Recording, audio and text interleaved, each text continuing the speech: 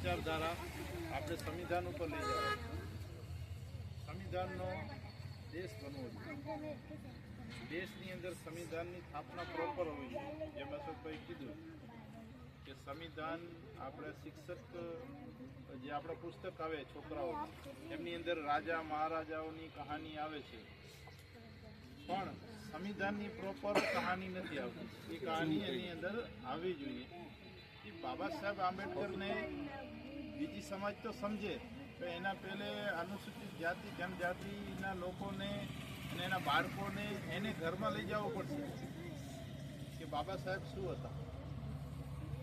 આ દેશની પ્રથમ મહિલા શિક્ષક સાવિત્રીબાઈ ફૂલે, જેમના પતિ સાથે મળી અને 1848માં એમને પ્રાઇમરી સ્કૂલ ચાલુ કરી. પ્રથમ મહિલા દેશની.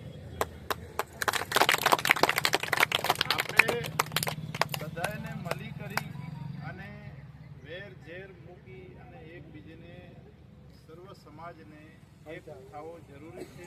પછી આપણી જે કોમ છે નાની, જે આપણે દેશની અંદર 85% છે, તે છતાં પણ આપણી માનસિકતા ગુલામ છીએ. આપણી માનસિકતા એ છે કે આપણે ગુલામ છીએ. એક પોલીસવાળો આવીને આકોટો મારશે, આપણા 100 માણસો ભાગી જશે. એમને એ ખબર નથી કે આ પોલીસવાળો આપણા ટેક્સના પૈસાથી પગાર લે છે.